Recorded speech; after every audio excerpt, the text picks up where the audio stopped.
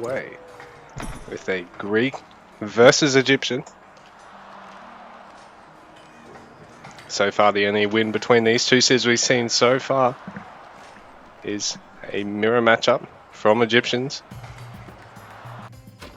from EKA, while Crimson fielding Greek already in the game so far.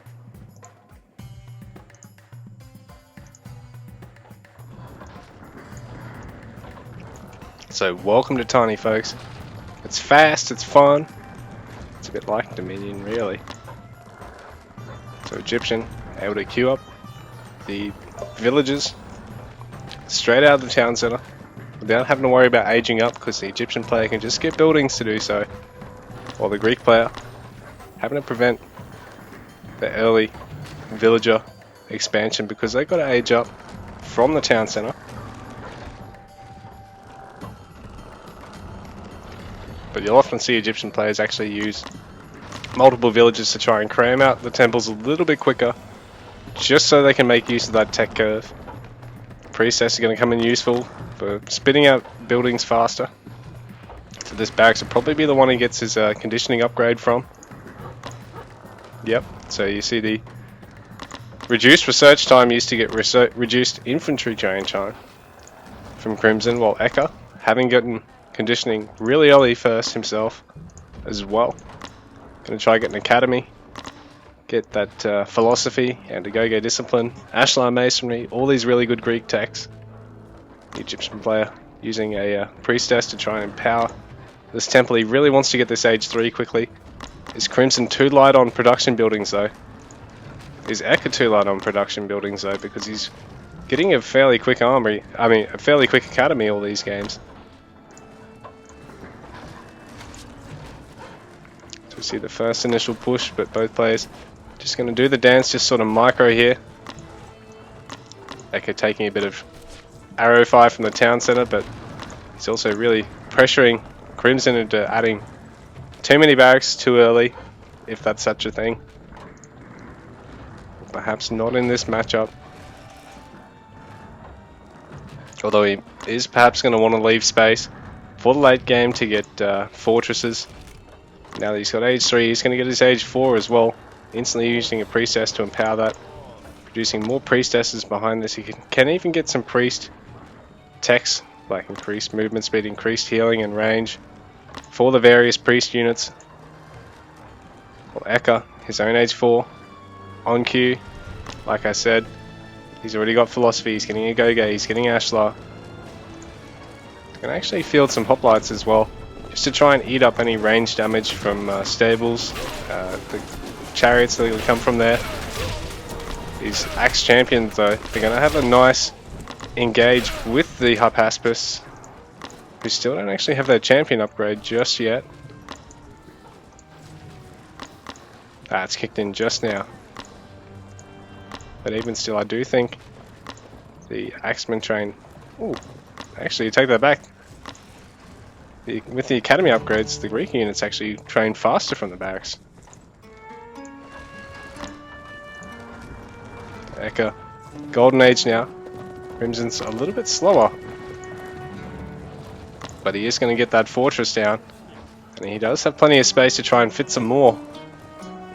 EKA's going to allow him to actually safely get this down, and it's going to mean his buildings are going to slowly get harassed. While EKA, he's going to hunker down and get murder holes, and Greek fire is going to be really handy, because once he gets a good count of Toxotes or Gastrophetes, he can really look at whittling down buildings quite quickly from afar. There's going to be Hippocons, so some stables in the mix here for EKA. Man, we're seeing this one really get some mid to late game tech now. So the boys pushing out into one another, but Crimson definitely the aggressor here. EKA not moving forward with that range ball, but he really has whittled through the front line of Crimson for now. Populations are dead even, but buildings are starting to take a bit of damage, and this War Elephant sneaking through to the range ball. Does go down though. Another one. Might try sneak through here if Crimson can get it through.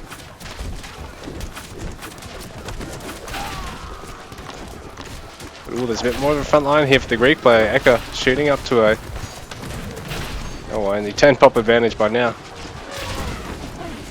So both players really massing up the units. The second fortress for Crimson, so he can probably continue this fortress creep. He's got plenty of villages to do so, and he's going to be able to get the techs for all these war elephants as well. As long as he can get some more houses, he can really keep up with the Greek player.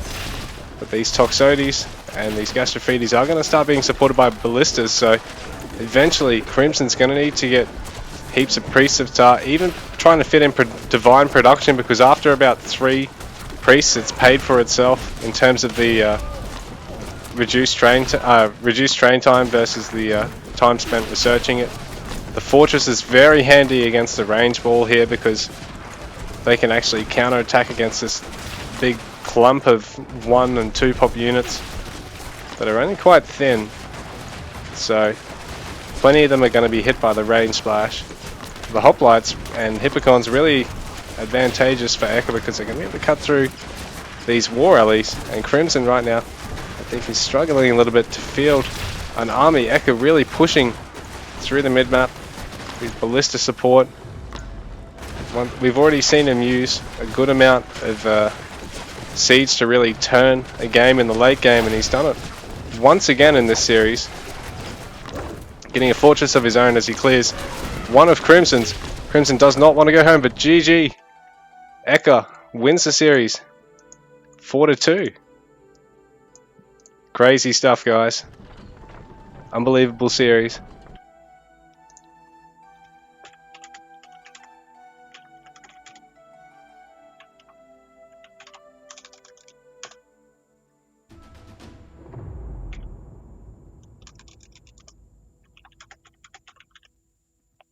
Man, what a series between our two players. So they both advance through the next rounds. That is the grand final and the third place final. So we've got Crimson, unfortunately, playing the third place final, but he'll be playing against myself. It'll be a good series between us, be a very tight series. And EKA, he's going to be through for a very tight series against Eshwar. So stay tuned, guys. We're going to have the grand final and third place final coming right up.